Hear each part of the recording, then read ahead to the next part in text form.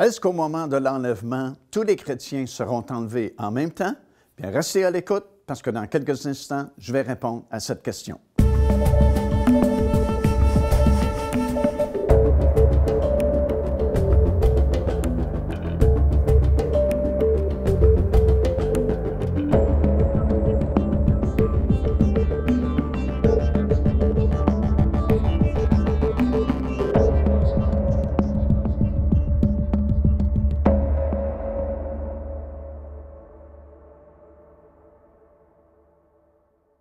Je suis très heureux de vous accueillir encore une fois à cette émission de télévision, Les Actualités prophétiques.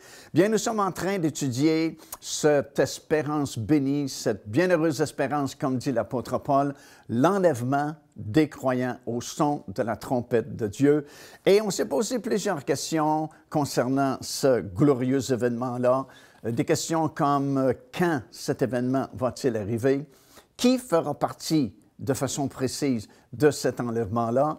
Et plus récemment, on s'est demandé, est-ce que tous les chrétiens vont monter dans les airs à la rencontre du Seigneur au son de cette trompette-là? Bien, on a dit qu'il y avait plusieurs opinions, évidemment, que nous entendons à gauche et à droite, mais ce qui est vraiment important, c'est ce que la Bible dit, ce que la parole de Dieu déclare. Et ce que nous avons vu jusqu'à présent, c'est que la réponse est non à cette question-là, selon la parole de Dieu, pour plusieurs raisons. Évidemment, on a vu cette première raison, c'est que nous serons présentés à ce moment-là comme la reine qui va régner avec le roi dans le monde nouveau qui va arriver bientôt à partir de cet événement-là. Et bien sûr, la reine doit être préparée. Nous avons lu dans Apocalypse chapitre 1, verset 19, que son épouse s'est préparée. Et on a pris un peu comme exemple la reine Esther, lorsqu'elle avait été présentée au roi, bien pendant toute une année préalablement, elle avait été préparée pour cette seule journée-là où elle serait présentée au roi. Mais il y a plusieurs autres raisons. Ici, par exemple, dans l'Évangile de Luc, ça nous dit que nous devons être jugés dignes de faire partie de cet enlèvement-là. Dans Luc chapitre 21 et au verset 36, ça dit « Veillez et priez en tout temps, afin que vous ayez la force. » Certaines versions disent « afin que vous soyez trouvés dignes d'échapper à toutes ces choses qui arriveront et de paraître debout devant le Fils de l'homme. » Alors, si on doit être trouvé digne, bien, c'est qu'il y a une sélection, c'est que certains chrétiens ne seront pas trouvés dignes de participer à cet enlèvement-là parce que tout simplement, ils ont négligé, parce que tout simplement, ils ne se sont pas préparés. Puis, de toute façon, il y a beaucoup d'exhortations dans la parole de Dieu qui deviendraient inutiles si tout le monde est enlevé automatiquement au son de cette trompette.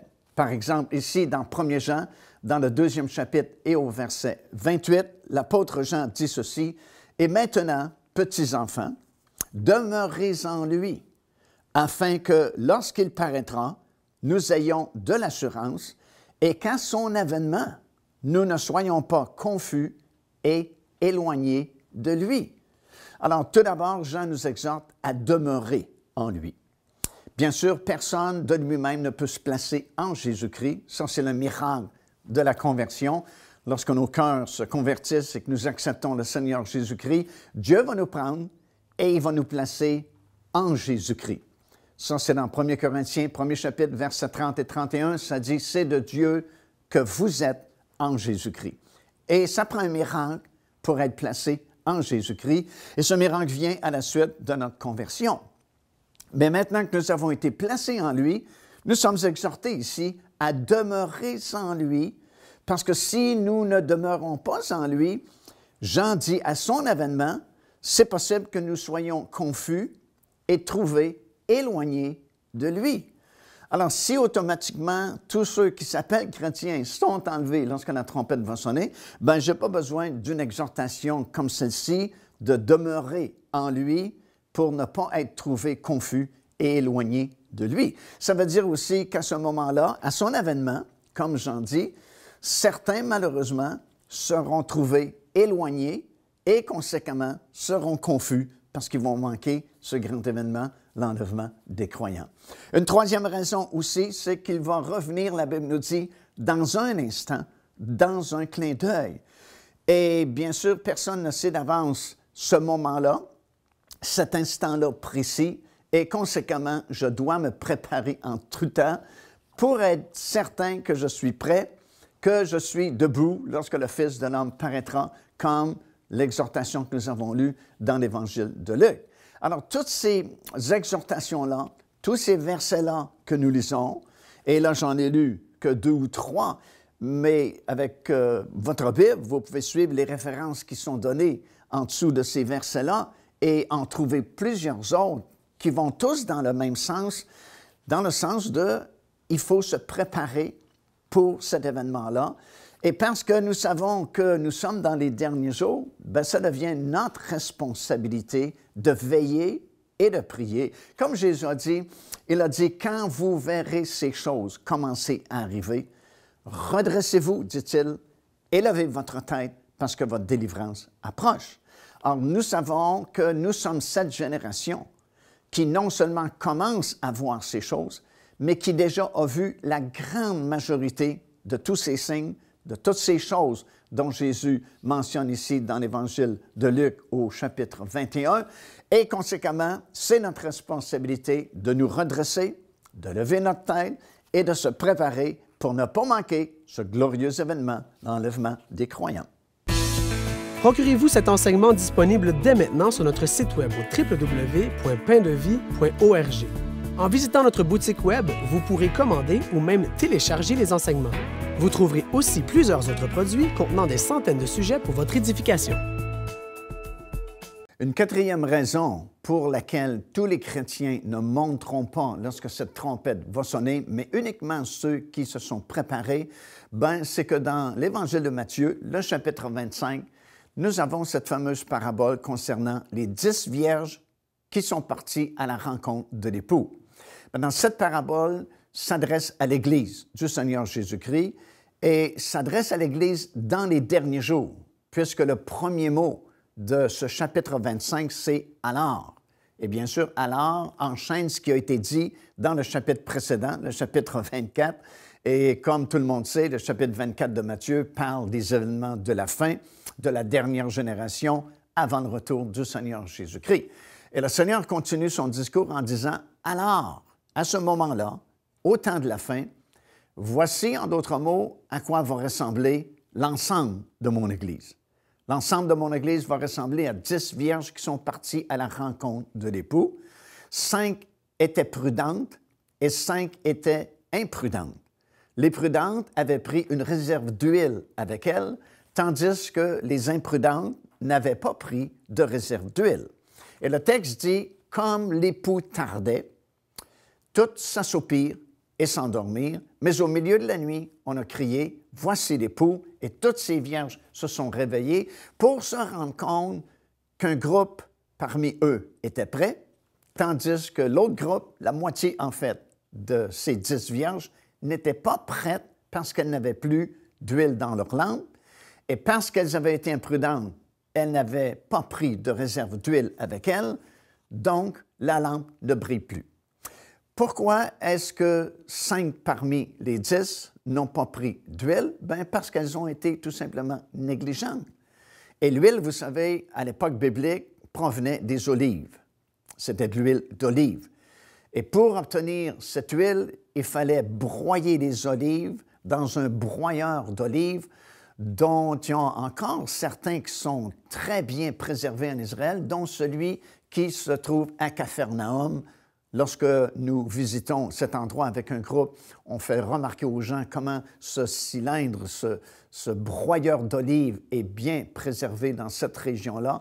Et on broyait les olives et c'est ainsi qu'on obtenait l'huile nécessaire qu'on utilisait pour différentes onctions dans l'Ancien Testament. Alors, cette huile que les vierges possédaient représente justement notre vie qui est vraiment donnée au Seigneur Jésus-Christ. Quelqu'un avait dit un jour, lorsqu'on accepte le Seigneur Jésus-Christ, on lui donne notre cœur, mais pour marcher avec lui, il faut lui donner notre vie. Plusieurs personnes ont donné leur cœur un jour au Seigneur Jésus-Christ, mais ils ont oublié de donner leur vie en quelque part.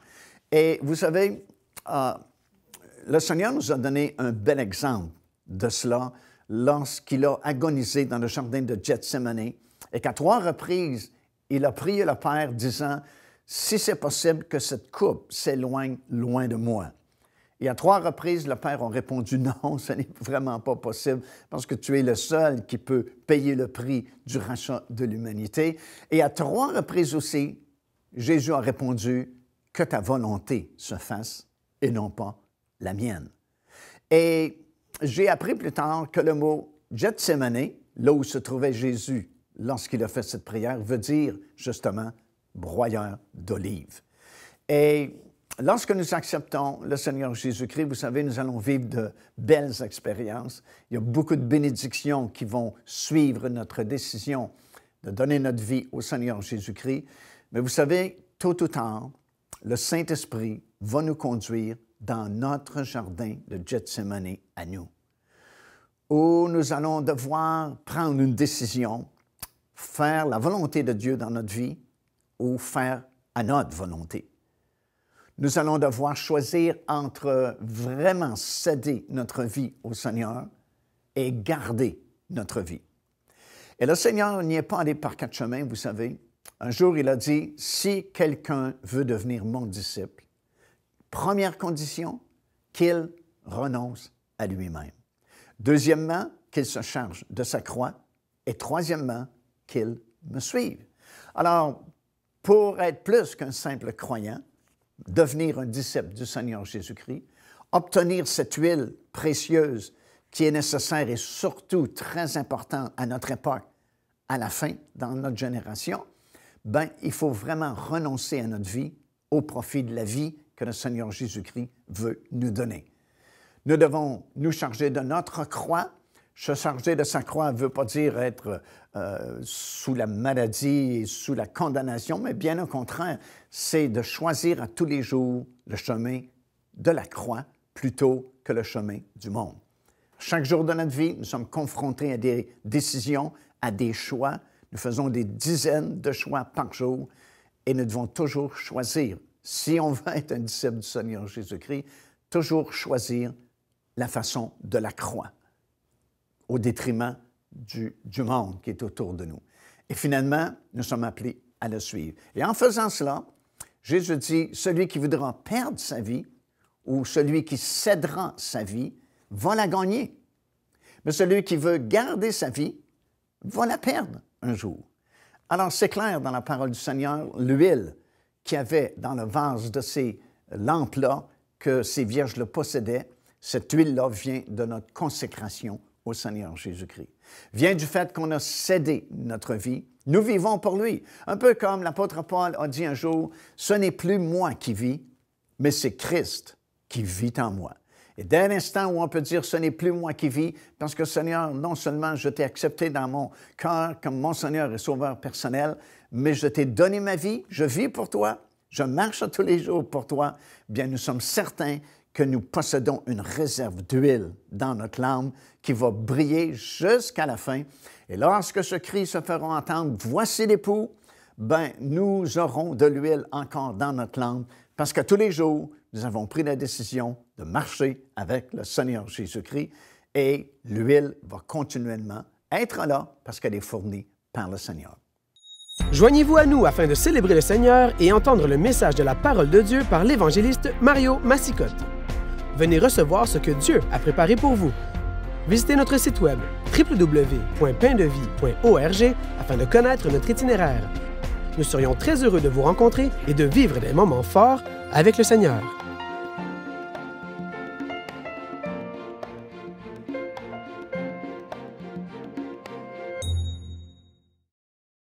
Alors, nous venons de constater toute l'importance de se préparer pour cet événement glorieux qui est l'enlèvement des croyants. C'est absolument nécessaire. Encore une fois, dans Apocalypse chapitre 19, ça dit « Réjouissons-nous et soyons dans l'allégresse, car les noces de l'agneau sont venues et son épouse s'est préparée. » Et nous avons énuméré plusieurs raisons bibliques pour lesquelles nous devons nous préparer si nous désirons faire partie de cette bienheureuse espérance, l'enlèvement des croyants. Mais on va répondre aussi à une autre question aujourd'hui. Qu'est-ce qu'il faut faire pour être prêt? Qu'est-ce qu'il faut faire vraiment pour se préparer? Bien, vous savez, avec le Seigneur, c'est jamais vraiment très compliqué. Nous, les êtres humains, on a tendance à vouloir compliquer les choses et puis mettre beaucoup de règlements, beaucoup de conditions. Mais en réalité, tout ce que la Bible nous demande maintenant que nous sommes sauvés, c'est de rester fidèles au Seigneur Jésus-Christ. Paul dit dans Corinthiens, tout ce qu'on demande aux dispensateurs, c'est qu'ils soient trouvés fidèles. Et pour rester fidèles, bien, il y a certaines façons qui nous sont données dans la parole du Seigneur qui vont nous permettre de facilement rester fidèles au Seigneur Jésus-Christ. Premièrement, nous lisons dans Éphésiens, dans le 5e chapitre et des versets 19 jusqu'à 21, que pour rester fidèles et avoir cette huile dans notre lampe, comme nous avons parlé aujourd'hui, bien, il faut s'entretenir dans les choses du Seigneur. Ce n'est pas compliqué. Voici ce que l'apôtre Paul dit. Il dit, « Entretenez-vous par des psaumes, par des hymnes et par des cantiques spirituels, chantant et célébrant de tout votre cœur les louanges du Seigneur. Rendez continuellement grâce pour toutes choses à Dieu le Père, au nom de notre Seigneur Jésus-Christ, vous soumettant les uns aux autres dans la crainte de Christ. » Alors, ce n'est pas compliqué, il faut s'entretenir, tout simplement, parce que de ce que vous vous entretenez, c'est ce que vous serez.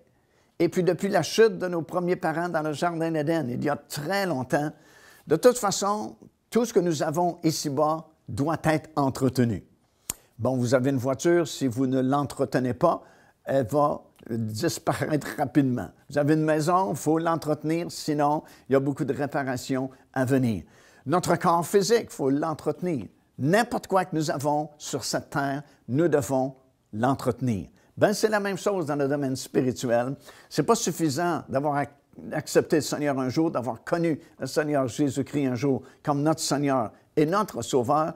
Nous devons vivre cette vie-là et nous devons nous entretenir des choses du Seigneur.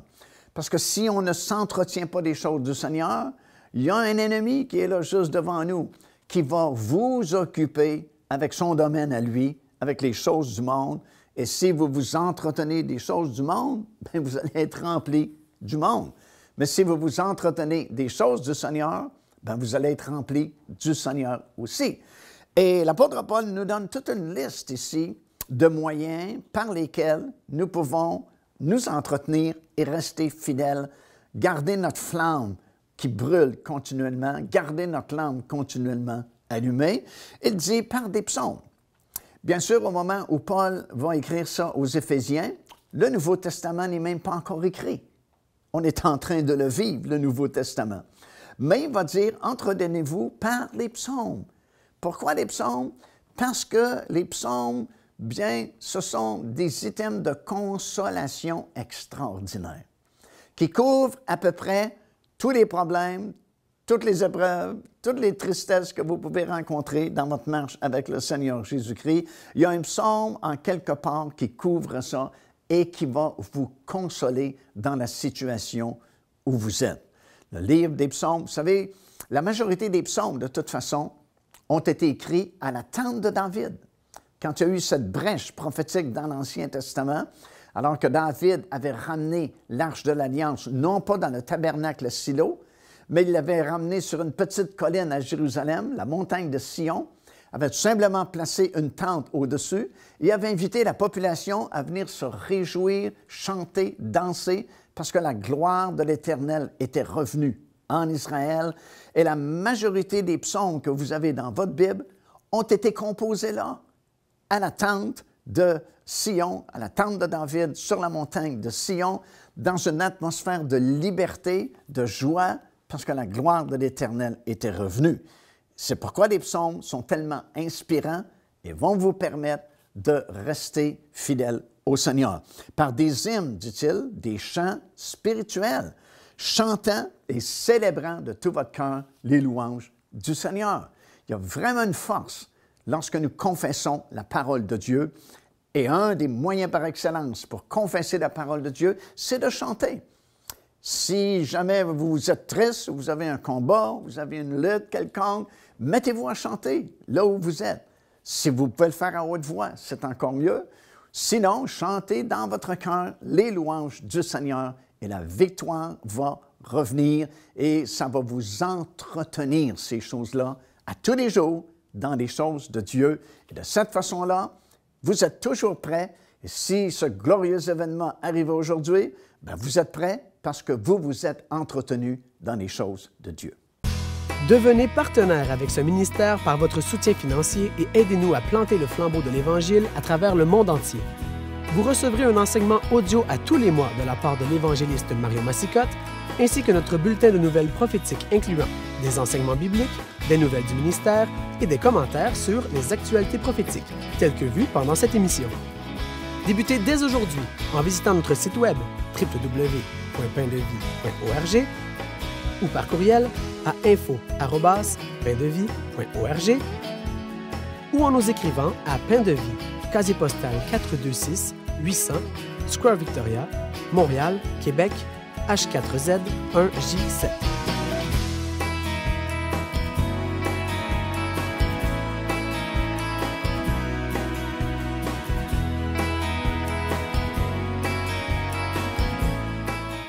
Voici un autre moyen à notre disposition qui va nous permettre de rester fidèles au Seigneur et de paraître debout devant le Fils de l'homme lorsqu'il va venir chercher ceux qui se sont préparés.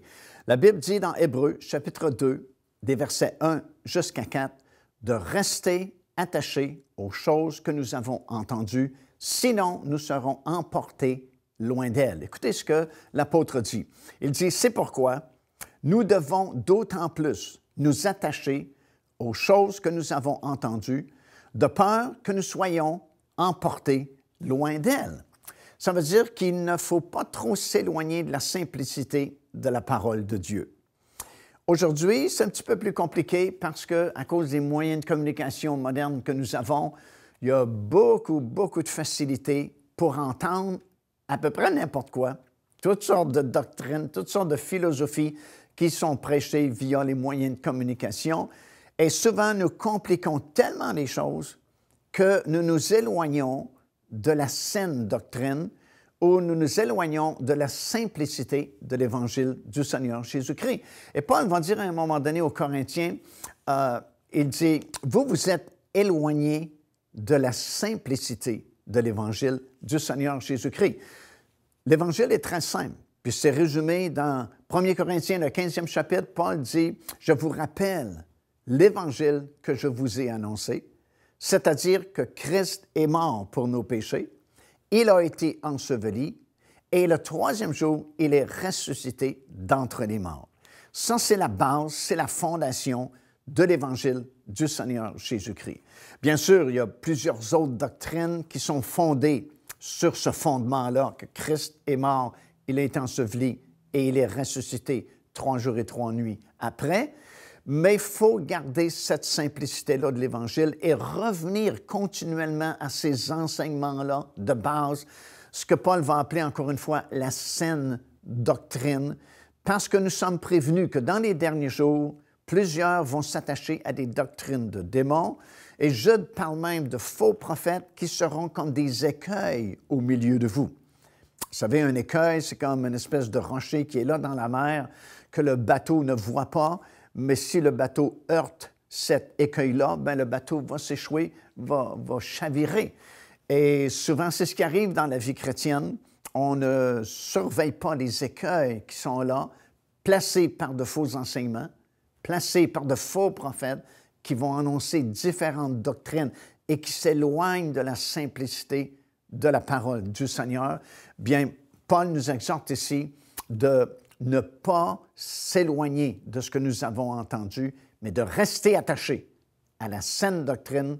Sinon, dit-il, vous allez être emporté très facilement loin d'elle. Et si on est emporté loin de la saine doctrine, on s'éloigne du Seigneur Jésus-Christ et on risque d'être trouvé confus et éloigné de lui, comme on a mentionné précédemment.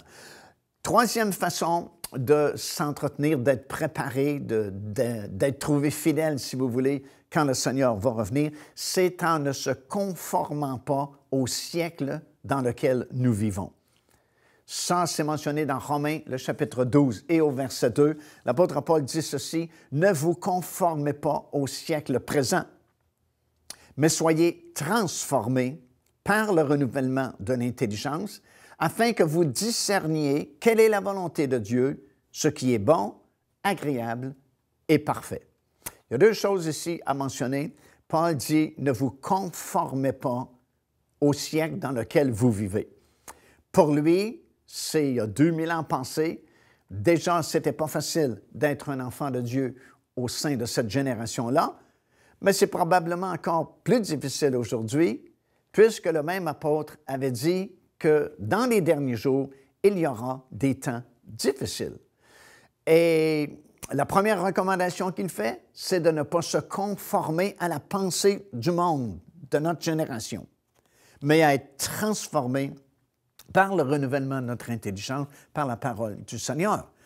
Alors, ce n'est pas évident aujourd'hui parce que c'est certain qu'un enfant de Dieu, un véritable enfant de Dieu, a toujours vécu à contre-courant des pensées de la philosophie de sa génération. Mais c'est encore plus fort aujourd'hui parce que le monde dit qu'il a évolué dans sa façon de voir les choses, dans leur philosophie, et la société moderne accepte aujourd'hui beaucoup de choses qui ne sont pas conformes aux enseignements de la parole de Dieu. Et si vous êtes un enfant de Dieu, vous avez deux choix. Vous pouvez vous conformer à la pensée de votre génération, autrement dit, penser comme le monde pense, accepter les philosophies proposées par le monde à votre époque, dans votre génération, ou vous pouvez être transformé par le renouvellement de votre intelligence, par l'enseignement de la parole de Dieu. C'est un ou l'autre. Ou bien vous vous conformez à la pensée de votre génération, ou vous êtes transformé par la parole de Dieu. Bien, pour être trouvé debout lorsque le Fils de l'homme paraîtra, pour être trouvé prêt lorsque cette trompette sonnera, il faut être transformé par le renouvellement de notre intelligence, par la parole de Dieu. Procurez-vous cet enseignement disponible dès maintenant sur notre site web au www.paindevie.org. En visitant notre boutique web, vous pourrez commander ou même télécharger les enseignements. Vous trouverez aussi plusieurs autres produits contenant des centaines de sujets pour votre édification. Car Dieu a tant aimé le monde qu'il a donné son Fils unique, afin que quiconque croit en lui ne périsse point, mais qu'il ait la vie éternelle. Téléchargez gratuitement l'enseignement « Le salut, c'est quoi ?» en visitant notre site web www.paindevie.org et recevez la grâce merveilleuse que Dieu vous offre. Alors voilà, nous avons vu ensemble plusieurs raisons qui nous prouvent hors de tout doute, selon la parole de Dieu, nous devons nous préparer pour faire partie de ce glorieux enlèvement-là. Et ce n'est pas si compliqué que ça d'être prêt. Tout ce que la Bible nous demande, c'est de demeurer fidèle. Et il y a des moyens pourvus par le Seigneur pour nous aider à rester fidèles jusqu'à la fin et à faire partie de cet enlèvement-là qui va nous permettre d'être avec le Seigneur pour l'éternité. Nous allons le voir face à face, celui qui nous a tellement aimés. Nous allons connaître comme nous avons été connus, dit la parole de Dieu. Et c'est pour vous aujourd'hui, vous qui regardez cette émission, vous n'avez qu'à accepter le Seigneur Jésus-Christ comme votre Seigneur, votre Sauveur personnel. Et puis, dès ce moment-là, lorsque votre cœur se convertit au Seigneur, lui va faire le miracle. Ça s'appelle une nouvelle naissance. Il va vous communiquer la vie éternelle, va changer les choses dans votre vie. Vous allez trouver la paix, la joie, le bonheur et surtout faire partie de ce glorieux enlèvement.